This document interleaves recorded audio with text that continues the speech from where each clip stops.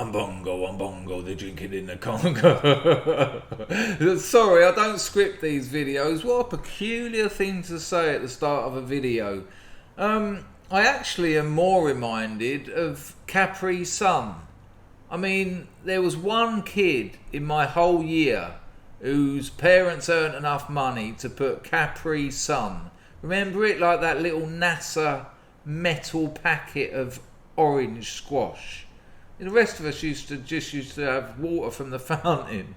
But yeah, I like to think that the legends that come to this channel weren't the bloke that had the Capri Sun in his lunchbox. Let me know in the comments. these things are important to me. Way down deep in the middle of the Congo. Anyway, let's get on with the video. Now, you know, a while back I made a video of the Apex AP lock, the one with the sliders. I'll put a link to it now in the top right of this video. If you haven't seen that, go and watch that first, or this video's going to make less sense than it's going to anyway. But I wanted to make a cross section so you could see what was going on inside. But interestingly, after I cut the lock in half, something else made itself apparent, which I think you're going to find interesting. No. So, without further ado, let's get into the picking. Okay, so there's the rather beautiful cross-section of the Apex AP. It's only got one pair of pins in it, one pin stack so to speak, and one slider for obvious reasons. And I've just picked the slider. So I've picked the slider first. I just used the back of a hook to move that along. There's no false gates on these sliders, so it's no dramas. And then I put a flag pick in to just push down the key pin.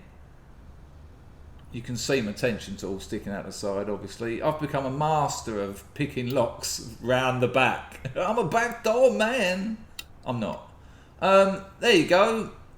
Easy peasy. Now there is a reason for me showing you this. Look at the lovely little hole in the, well not hole, but the indent in the housing where the slider goes. I've just reset that. I've just popped that back up into there. And this time I'm going to pick the pins first. Now look at those two black lines. They're just out. They're not quite lining up. So I've got a flag pick in there and I'm picking the pins first this time. Keep an eye on the black lines. So I'll get that key pin down to the shear line. You can see my tension wrench stinking. There you go.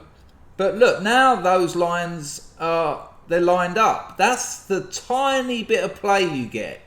If you pick the pins first, it's next to nothing. And this will become relevant soon. I'll now just nudge that over using the back of a hook pick. I mean, when I actually picked it in the last video, the sliders, I just chucked a hook pick in there and randomly jabbed it, you know, to try and set them. And as you saw, it worked. So don't let things like sliders put you off. I'm just going to take you through it again because this is really important for the next part of the video. So the sliders aren't set. I didn't reset them. So I'm just going to go in and just push that pin down. The slider's already set. Yeah, easy peasy. Exactly what you'd expect of picking a lock. Reset the slider. Look at the black lines, about 0.5 mil in it. Now pick the pins first. And the sliders mean it. The turn-in is about 0.5 mil, if that. Now, you're probably asking why that's relevant. Well, I'll just push that slider over. Again, as you look at it, the springs are on the left of the sliders. So I've popped that over and you can see there that I can now open the lock. Right, why is all that relevant? I hear you screaming. I'll show you. No. Do you remember when I picked it last time? I didn't feel any spool pins. And when I gutted it, it was full of them. Well, now this will all make sense. Have a look at this. So I've got a spool pin in there. The driver pin is a spool pin, and I want to show you what that slider bar does to the spool pin, because this is really interesting. Look at the black marks at 5 o'clock. Remember what they were doing before. The slider bar's engaged. I've just pulled that out. Look, incredible. That has affected the spoolage of the spool pin. It's actually made the spool pin less effective. Now, it doesn't neutralise the spool pin completely, but if you remember when I picked this lock in a couple of videos ago, I felt no spool pins. It neutralised them, and now you can see why. And this is why this is really, really interesting, if a little bit confusing. Legendary. So look, I'll reset the slider and the slider bar. I mean, the spool is still slightly, what should we say, active. But if I just, if I push the slider across and disengage the slider bar, come on.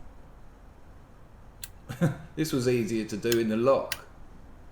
There are. So the slider's across, the bar's disengaged, and you can see now how much the spool pin has engaged. Like a spool pin should, like a proper spool pin.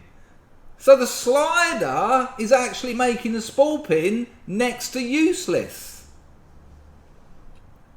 And there's a lesson here for these lock makers who who throw the book at these locks. Because essentially, having sliders and spool pins has negated the spool pins. That's why I didn't feel them when I picked it. So yes, it looks lovely in the videos and it all sounds nice when you read the copy, but more security in a lock is sometimes less security. That's so exciting, and it's so amazingly attractive. Well, I hope you got something out of that. I mean, it took a while to get there, but, you know, it was amazing that I didn't feel the spool pins when I picked it. And making this video, I realised why. The sliders negate the spool pins. What a I don't know what to say about it. It's just stupid. Surely they must have tested this, but they don't care. They care what it looks like in the video. They care that they can say it's got sliders, it's got security pins, it's got this, it's got that. Well, sometimes in this situation, 2 and 2 equals 3. You'll get good luck if you give me a thumbs up. I heard that on the grapevine. If you're not subscribed, do that. Hello to all the new subscribers. It's very encouraging. Soon we'll be able to go live. If we get more subscribers and a bit more watch time, I'll be able to do some lives. So do us a favour, share the videos, thumbs up. Good Lord, is there anything else I want you to do? Yes, there is. I want you to have a nice day. Ta-ta! No.